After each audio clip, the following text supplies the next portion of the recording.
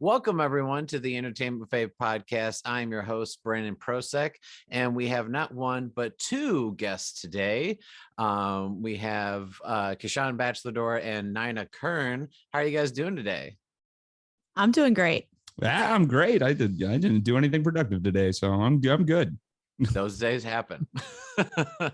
But yeah, they are the co-hosts of the White Collars, Red Hands podcast you can actually listen to all podcast places that it's available to listen to. But if you're someone who wants to free way to support them, you can always listen to them on Entertainment Buffet's YouTube channel, and it's just a free way to support their podcast. But yeah, before we kind of jump in to what we're going to be talking about today, do you guys want to go ahead and actually just like plug where to find the podcast, or even just yourselves on social media if you'd like to plug that?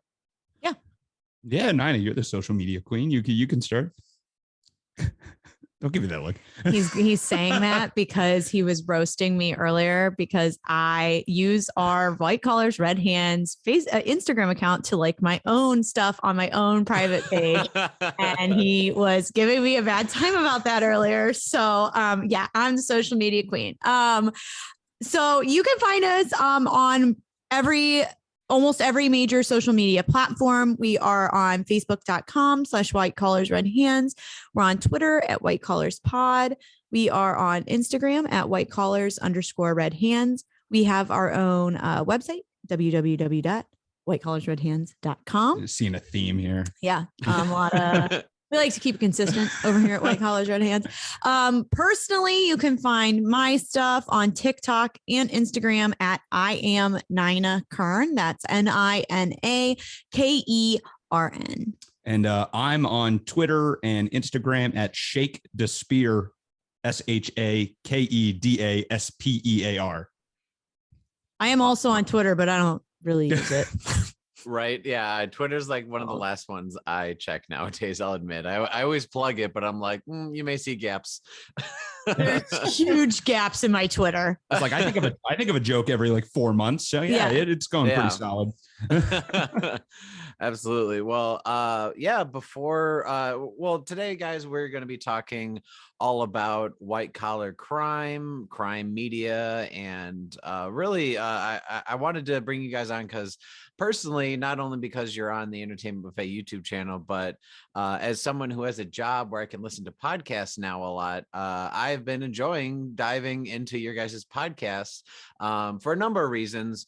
One being that I have kind of a financial background. I was in banking for a few years, and now I kind of have like accounts receivable kind of collections type job. And I think that crime media is already so popular, like especially murder podcasts and like murder media.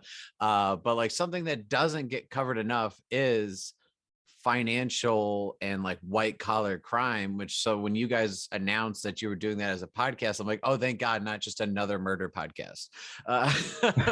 So do you want to just tell the listeners a little bit about the podcast and maybe just kind of what inspired you to start this?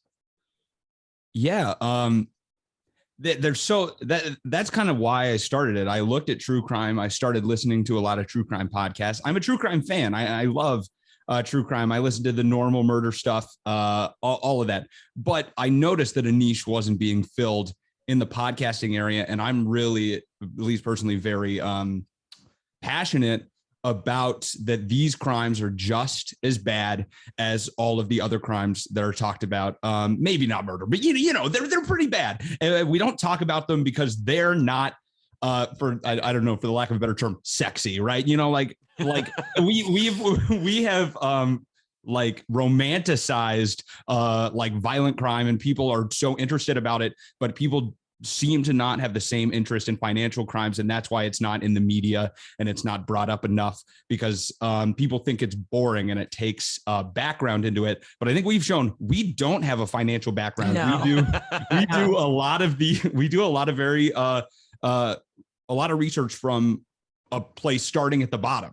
Yeah. And you don't need to know a lot about financials to uncover just how bad some of these people are.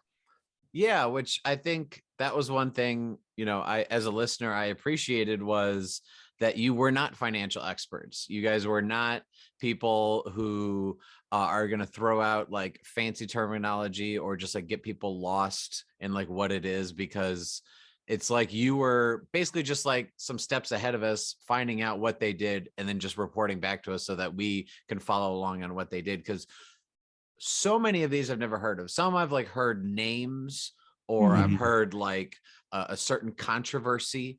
But like so many of these I never heard of, from like the stuff with waste management to just like any company you think of. It's like, oh, let me guess what they do now. Like how many books have been fixed. Like it's insane. And you're so right that murder is just something that, like, look how many crime television shows there are, both nonfiction, like with true crime, but also Law and Order SVU, Law and Order, Criminal Minds. Like it's just countless.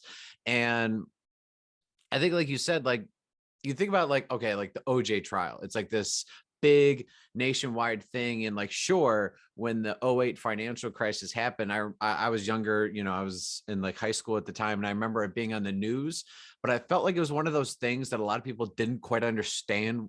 Like they didn't understand what happened. Right.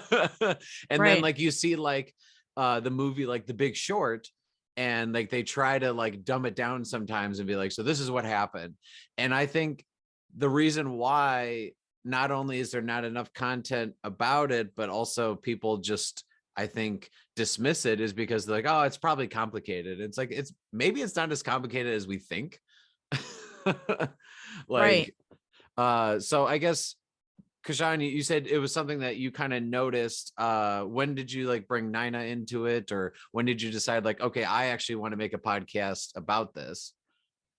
It was over the pandemic when I think a lot of people found other outlets. I was doing improv comedy and sketch comedy and acting when I could here in Chicago before the pandemic. And then when I was stuck in my house for months, I found an outlet for that let me stay at home. And me and Nina, we worked together at the same restaurant, and, we were friends, and we always had really, we jived together comedically, I think. Yeah. When I thought of someone to bring on, I thought of Nina. Yeah. I remember you asking me about it, and it was funny. You were like, hey, I got an idea. And I was like literally getting drinks for my table off of the bar. And he's like, hey, you want to do this podcast with me? I need diversity. He's like, I can't have another guy. I know you're white, but I need somebody else. And I was like, yeah, I'll do it. I didn't want just two men talking about it either, because I think that especially when you get in the financial realm, you don't have as many diversified perspectives on it. Sure. So that was also part of it. I love how that pitch makes me seem like I was a middle schooler asking someone to a dance, but yeah. That's kind of how you acted, though. I was like he approached it like she's gonna say no, and I didn't say no. It's great. I wanted to do this dance with you. So I guess when it comes to the research for all of these crimes, kind of run us through, because obviously you guys kind of flip flop, like who's doing the research and who's like the co-host, kind of just like hearing the information. Do you guys always just the one host does the research and the other one has no research, or do you sometimes do it together? Like talk about that process.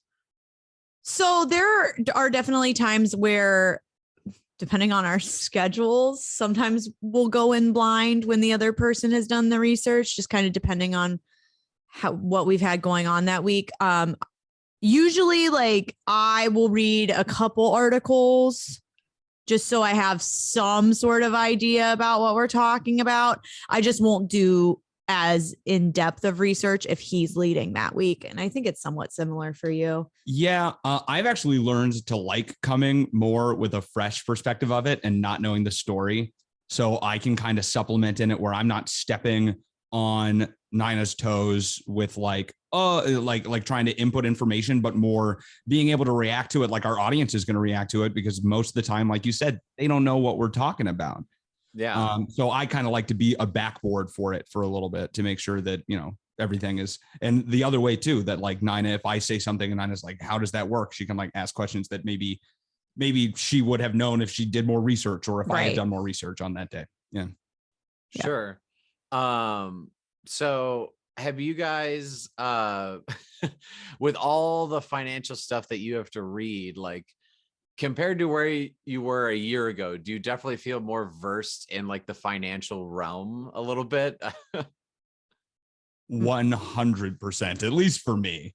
I know more about what I'm talking about, but like, I'm not gonna lie to you, like this stuff is this has been a challenge for me. All right. And there's a lot of terms that I forget what they mean. Like a couple of weeks ago, we recorded an episode and I was like, and what this means is this. And he's like, yeah, we fucking talked about it last week. And I was like, not that aggressive. He was like, no, he's like, yeah, we talked about it last week. And I was like, I forgot what it meant. Because it's so not how my brain works.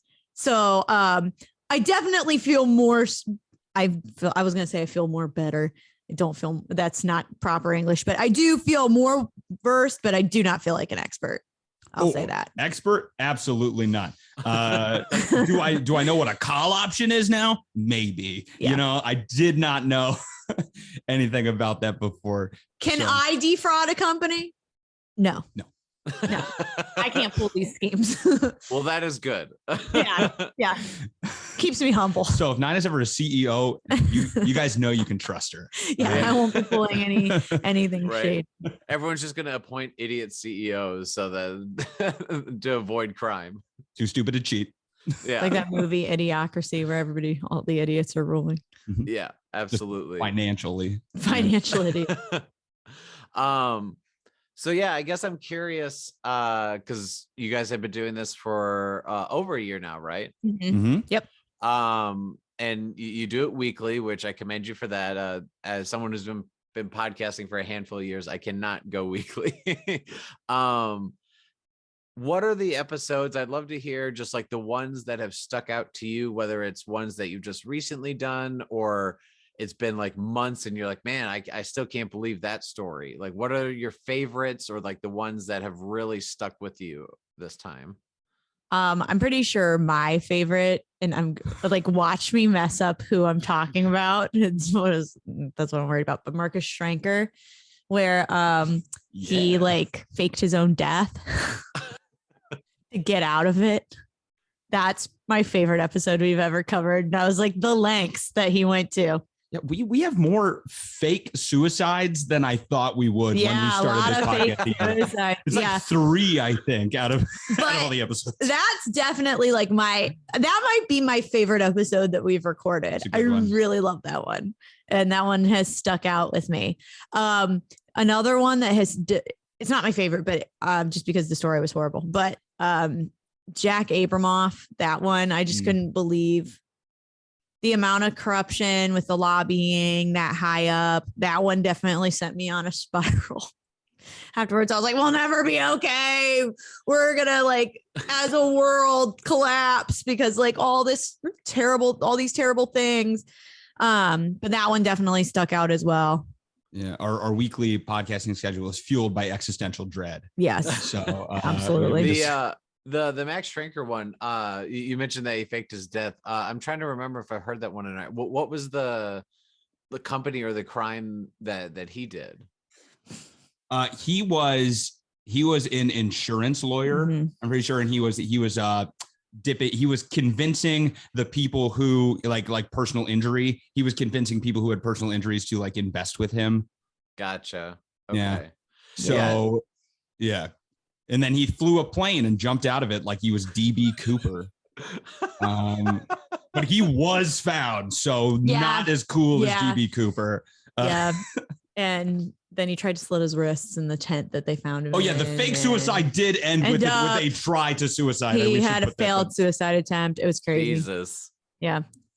What about you, Kishan? What's one of your favorite ones? You know what my favorite one is actually is the episode was so towards the beginning. This is the first podcast both of us have ever done. Yeah, there's a lot. We've learned a lot through this experience. We have, and we didn't organize the information in a good way towards the beginning, but the episode that made us start writing outlines for our episodes and more scripting our episodes is still one of my favorites, though, is the Michelle Sindona episodes from our first season, which is a story that nobody knows about. There's almost nothing about it on the internet. So our podcast is like one of the only places you can hear about this story, which is cool.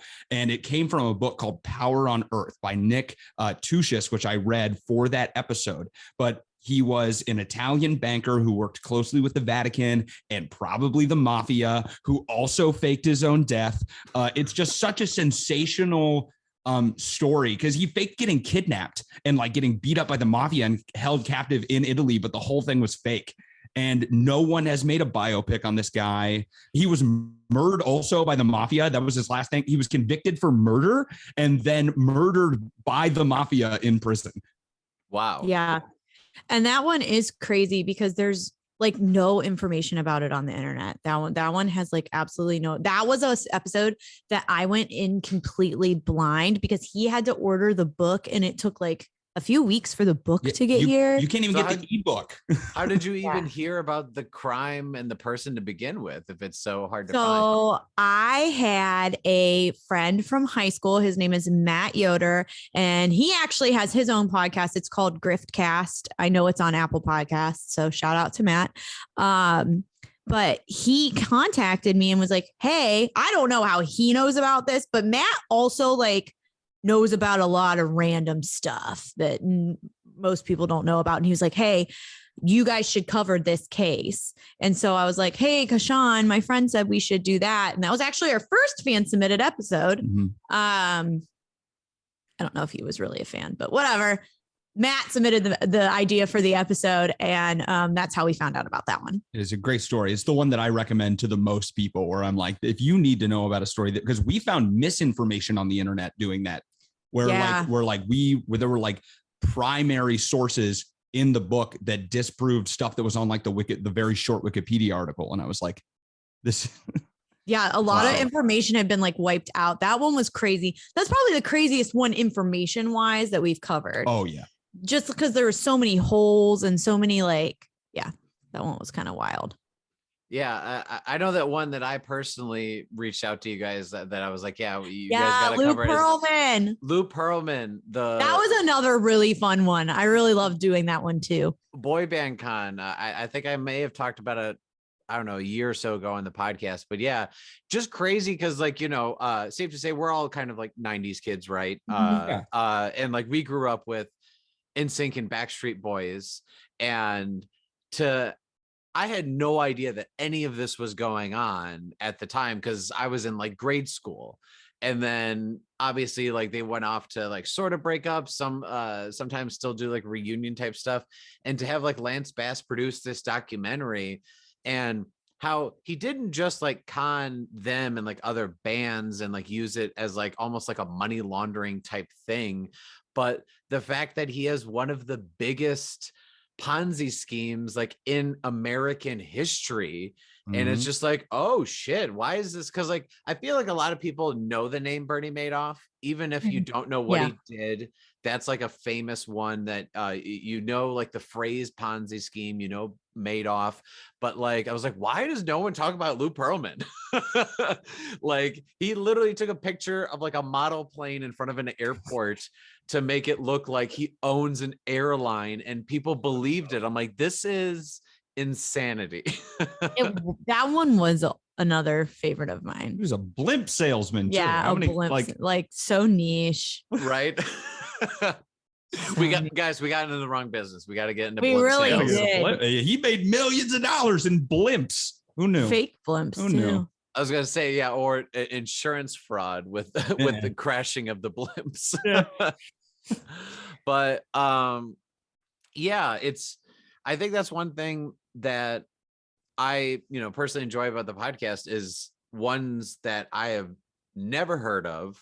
And one thing that you mentioned with the Sedona, am I saying that right? Sedona. Yeah, Sedona. It is pretty crazy how not many of these have, whether it's like television or movie adaptations, because how many murderer adaptations do we have, like, or detective stories, like Oh, so Zodiac many. things? It's countless. Like, just it's an entire, like, murder is almost its own genre instead of crime, you know. Yeah. uh and like, I guess when you read these stories and you hear how crazy, it's like, don't you just like see like movies or TV shows being made about these? Sometimes, yeah, definitely. Absolutely. Some of these stories are just they have so much to them that would be so good dramatized. Like, I think people could love it if done correctly.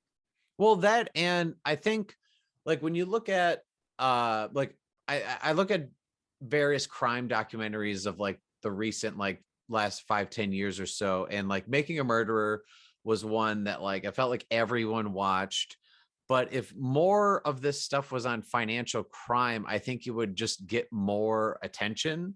But like you said, I feel like people are just like, it's complicated, and I don't know what's happening, and da da da da, and they just kind of like write it off. And it's like, maybe if, whether it's documentaries or fictionalized, if this stuff was out there in more ways, people would be like, oh yeah, this is a problem. Yeah. Yeah. I also think too, part of the issue is, and this just might be me having my own opinion, but I feel like also everybody can just agree that murder's wrong.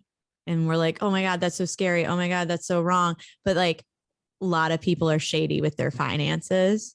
A lot of people are like shady with money. And so I think that sometimes it also doesn't get covered because it's just not shocking enough.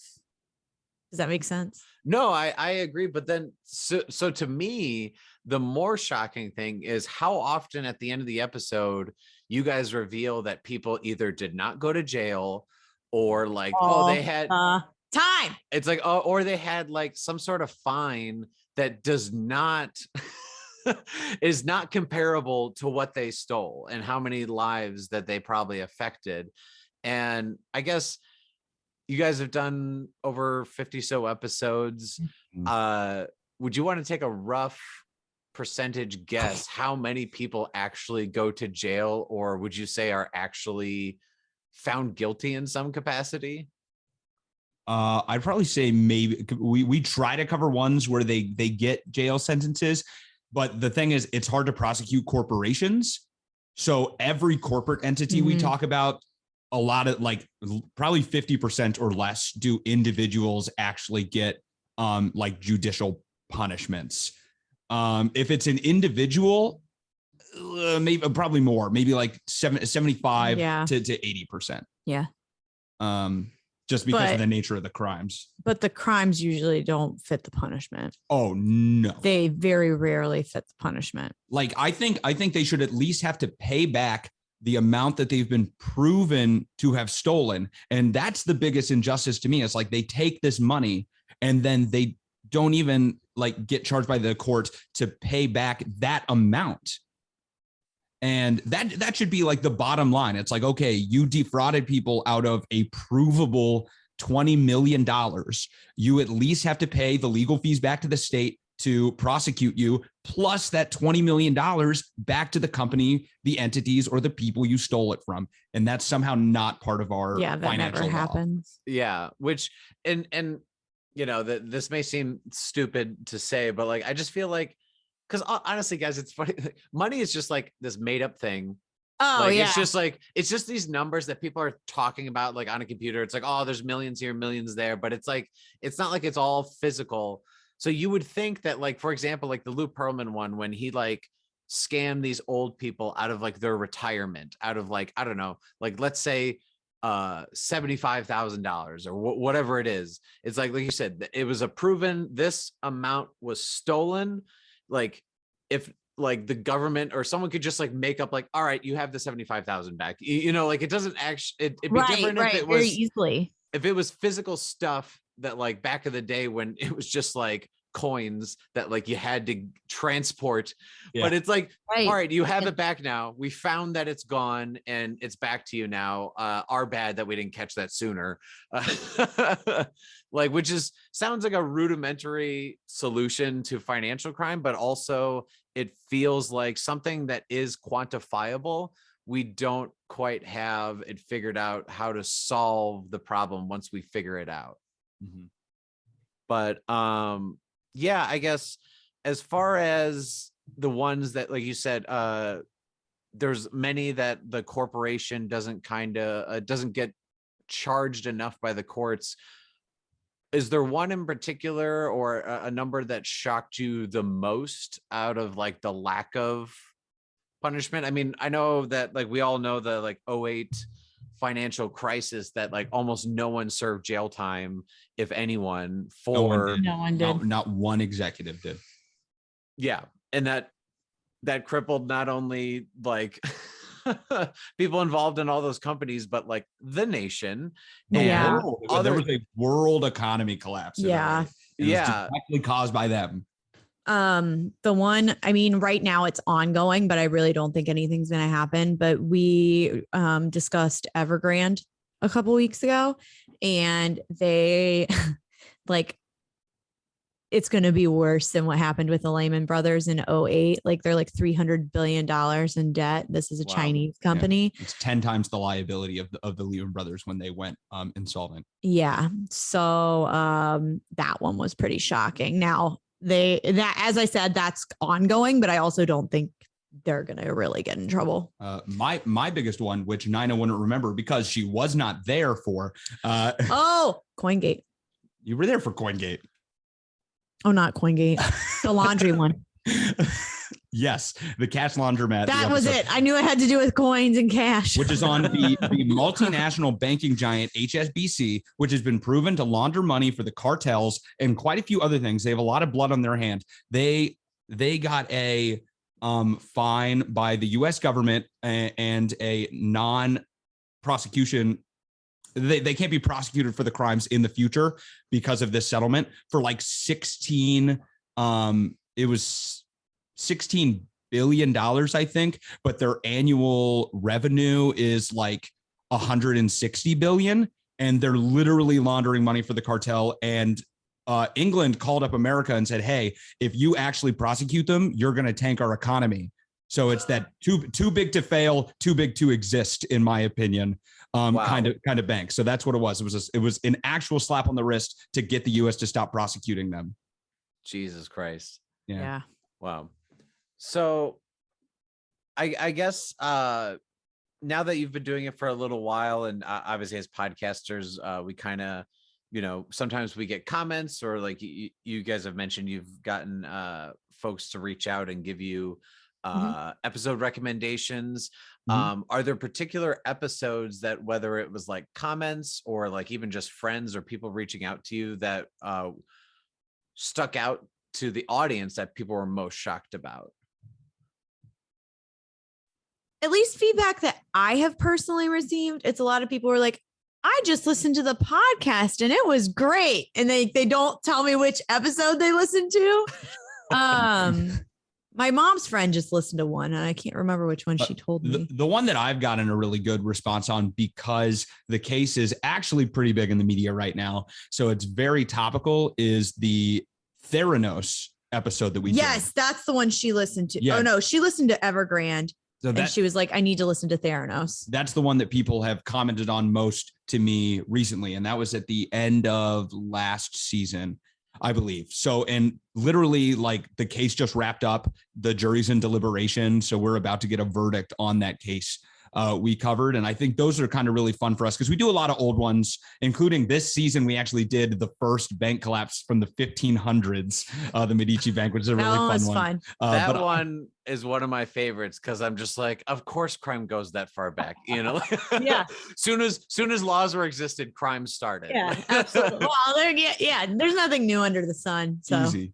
Yeah. The Tuscan sun. So Theranose, just a quick reminder for my listeners who maybe haven't heard the episode. Do you want a quick summary of what that is, and they can check out that episode?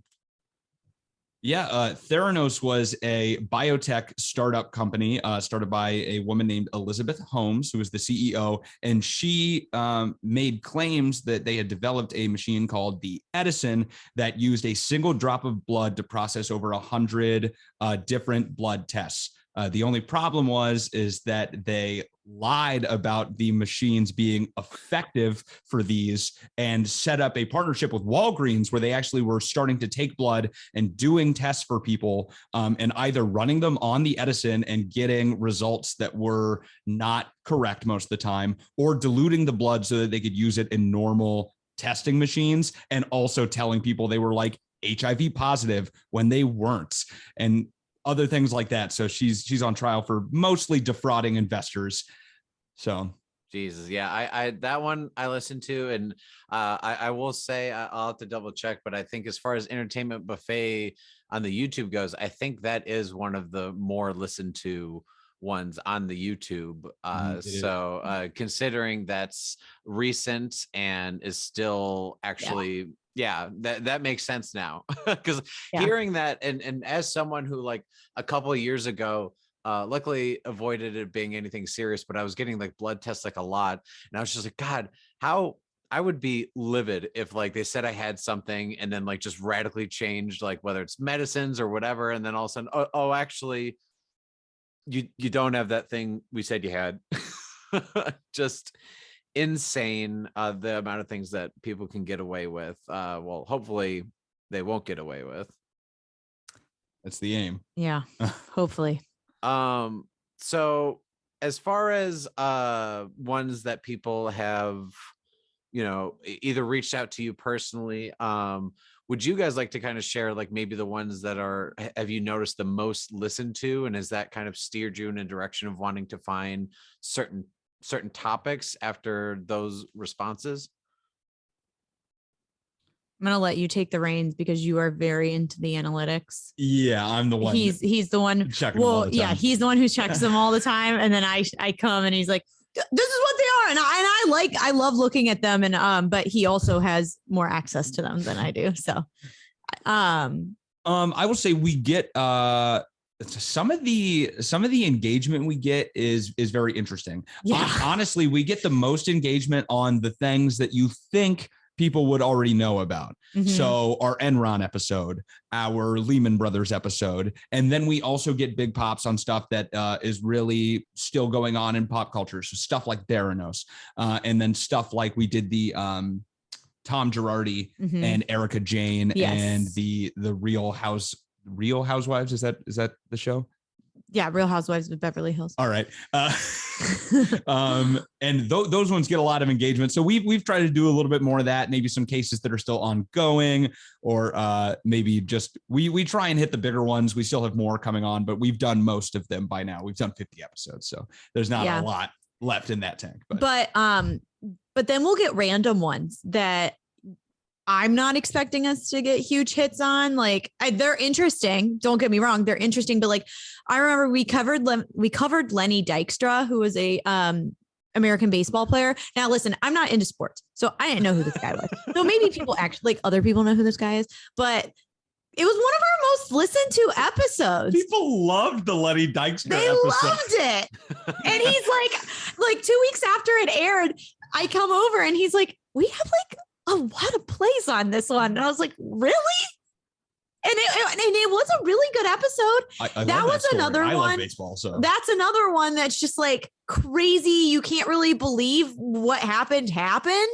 And yeah, it did really well. But like sometimes it's like out of left field. Yeah. No pun intended. You played center field, Nina, please. Yeah, in baseball terms. But yeah, sometimes it'll be ones we're not even expecting to get huge hits on that do really well.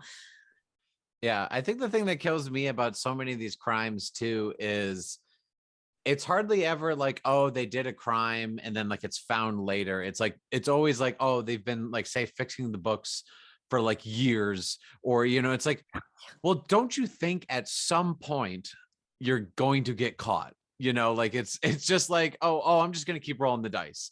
You know, like I'm at the craps table. I'm going to keep rolling the dice.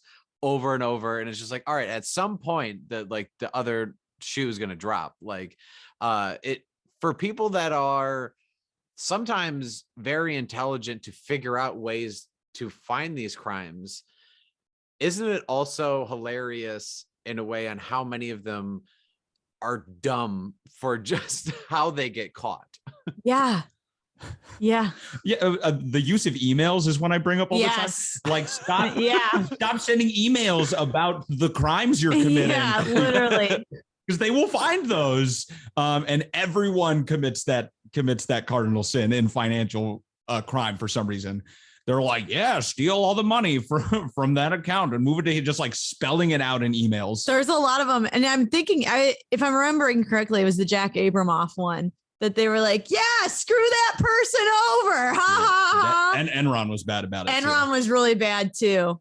But also with some of these though, with the emails, like this was the early 2000s. So I do think that maybe they thought that like people weren't going to go through them. But even still, it's remarkable how many people would just like put all that info in an email and send it. Yeah, they leave some sort of trail. Yeah. Easy. Like if you're going to do financial crimes now, just send the details over Snapchat so it's deleted immediately. Right. Exactly. Or just only speak about it in person. And not that we should be giving ways to get away with crimes. Don't try this at home, ladies and gentlemen. Well, you know, with the college admissions scandal, they did try to talk about it just in person, but then he was wiretapped. So yeah, so you can't even trust your friends. Can't even trust your friends. Yeah. Maybe you just shouldn't do the crime. Yeah, don't commit crime. I guess that's the number one thing. Abstinence is the best way to prevent crime, right? So that argument. Absolutely. So yeah, I guess how many of these? It's not that like obviously you're gonna run out because there's always gonna be crime, but like, have you gotten to a point now that you've been doing it for over a year that it's harder to find certain stories because maybe they're less famous or anything like that? Yes and no. Yeah. We've done, like I said, we've done all the big ones, but honestly, when it comes to finding new ones, there's so many. Especially when you look at, we don't just cover financial scandals and accounting scandals. We specifically want to cover crime committed by the wealthy in all regards, because we think they get preferential treatment by far in the court system. Oh, without a doubt. For everything they do. So there's always stuff like how we did Lenny Dykstra. Sure, he committed bankruptcy fraud. So he did commit a financial crime, but baseball players are some of the highest paid athletes. They are the highest paid athletes in America. And to cover something, the crimes of a baseball player was an interesting aspect too. Yeah. And also I do feel like constantly we're finding out about new crimes with people in pop culture as well. Like we did that one about Erica Jane and Tom Girardi with the Real Housewives, but there are 2 other Real Housewives scandals that we haven't covered yet. And one just Real Housewives. Yes, what? That's just the Real Housewives franchise. There's 2 more. And that I know of. There might be more. So it's like, there's always like, there have been times where I'm like, oh my God. Well, especially when he first brought the topic up to me, I was like, are we even going to have enough to like do this? And what I'm finding is, yeah, we have enough. We definitely have enough. Well, I guess, and earlier I was kind of asking about the research. Like, obviously you may get ideas from so-and-so, but like, because you can't exactly just Google like what white collar crime, like, so I guess how do we have in the past? Hey, trade secrets. All right. So I was gonna say, how do you guys like find these out? Because I had so many, like most of them I've never heard of, and like that's why I really like the podcast, because as someone who I love talking about movies, TV, pop culture. At some point when you have lots of hours, whether it's a car ride or your work day, I'm like, all right, well, I don't only want to be talking about pop culture, but I also don't want to hear about murder, because that could be heavy and just really sad, honestly. And the financial crime and white collar crime and, for the wealthy, it still could be sad, but it's obviously something that's not quite as heavy. So it's not as emotionally distressing. Absolutely. So I guess, yeah, do you want to talk a little bit about what it's like to just keep finding these new stories, or like how you find them? Well, I've got a notes app in my phone that every time I hear of something new, I put it in there immediately. So then, like, I think I have 3 or 4 right now that we could potentially use for next season. I also will sometimes just, if I find an article, I'll just send it to him sometimes and be like, hey, this could be really good. And like for a future episode. So just, I feel like I'm constantly, like, not even on purpose necessarily constantly watching and listening, but I am. And that's helpful so that when we get to the end of a season and are planning our next season, we're not totally out of everything. But Yeah, this topic has just become part of our lives Yeah. now. I mean, we do it every week. We talk about something new every week. So I find more and more of my conversations with people I meet start turning towards, something about this now that I have this knowledge base in it, and I can talk more about it with people. So I get a lot of things just by word of mouth. Someone's like, oh, hey, did you hear about this? Or did you see this? Or I follow a lot of people who do things similar to us on YouTube. I consume basically all my content on YouTube. So I follow a lot of people that they cover old stuff, and then they mention something offhand, and I'm like, oh, what's that? And then I can go look it up and find it. That's how I found, like, we did the Adelphia scandal, which was a cable company from the 90s that's like embezzled like more than $100 million. And it was because someone mentioned it in a video about something else. And then I just went and looked and found everything on it. Yeah, so that's been another way too, where like, if I've been watching, because sometimes what I'll do is I'll go into YouTube and like try to watch news reports on these topics. And then it'll be like suggested videos. And I'm like, well, I don't know about that. And then that's another way to, I mean, it's pretty similar to what you just said, but. Yeah, the Google algorithm has definitely pinpointed me as like financial crime guy. You get a lot of things related to that now. Yeah. Understandable. So, yeah, I guess, have you guys noticed, obviously the longer you do a podcast, usually like the audience grows.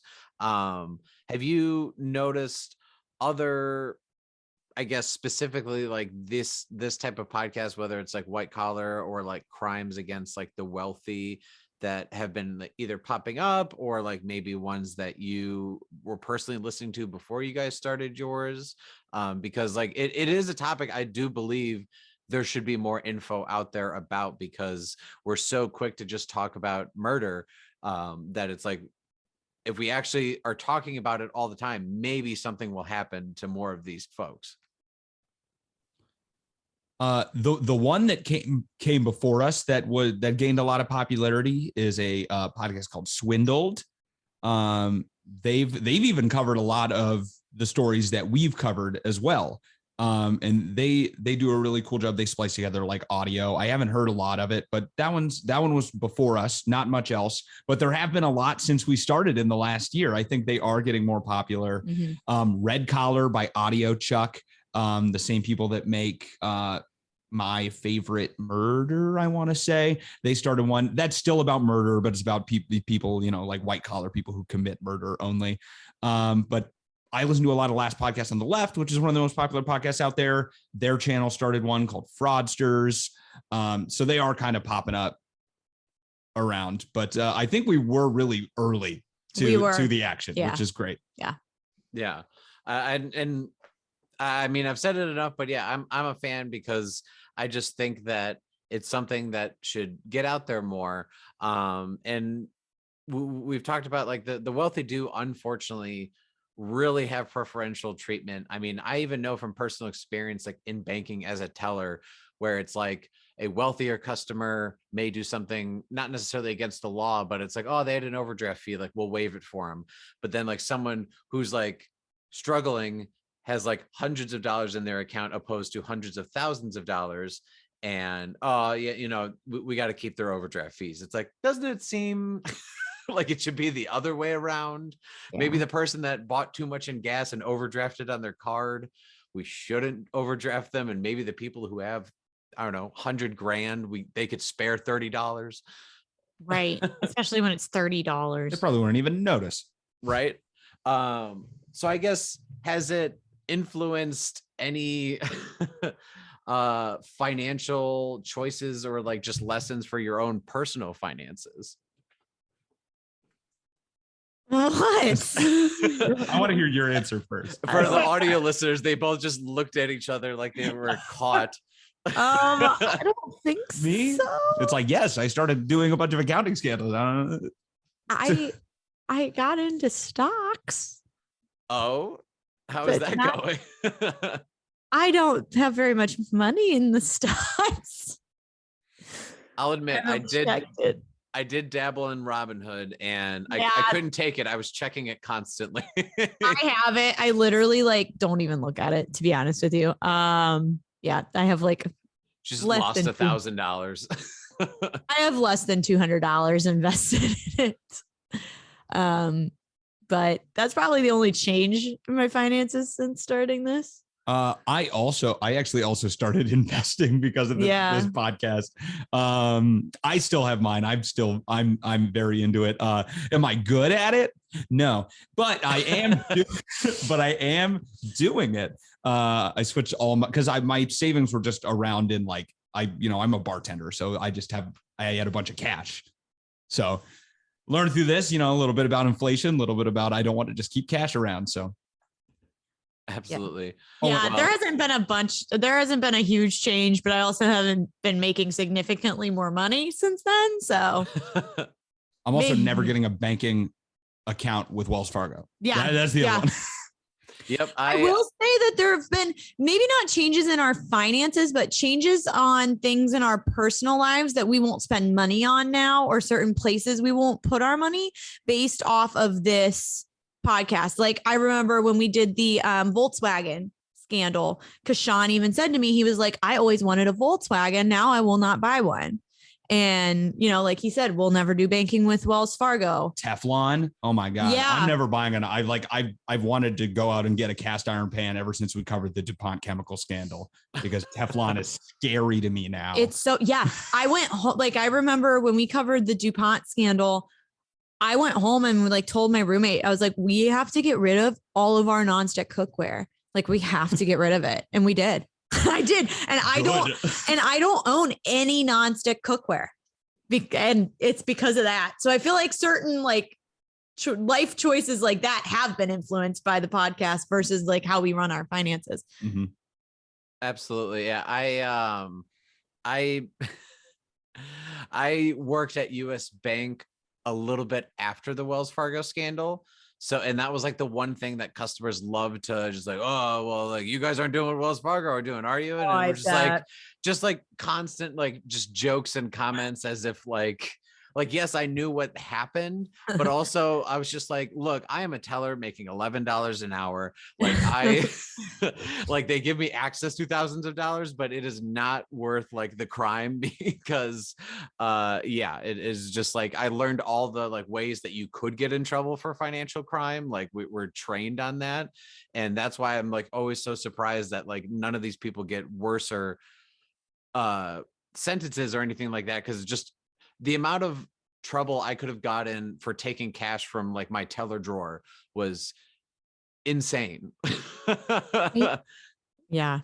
But that is funny that you guys have started to notice like certain companies like, oh, maybe I don't want to support them for that or so forth. And I'm going to use this as a quick segue to one of Entertainment Buffet sponsors. Maybe this is something you can cover. One company that I like to support and is a sponsor is Zenni Optical. I'm actually wearing a pair of their glasses because I have their glasses. Yeah, highly recommend. There's a link in the description below. If you use that link and purchase some glasses, it's a little kickback to Entertainment Buffet. But one of the big reasons I started looking into Zenni and like Warby Parker and such is because there's a big, pretty much monopoly of the glasses industry. And I think they were almost tried as a monopoly, maybe a possible episode for you guys down the line. Oh, that'd be a good one. I did. Yeah. I'd heard of it. Yeah. Yeah, Luxottica. So a big thing that people don't know is it's not that they just own some glasses stores. Like they often own a lot of the brands, and therefore like you walk into a glasses store and you're like, oh, this is so and so, this is so and so. You think you're supporting different brands, but they own all of them.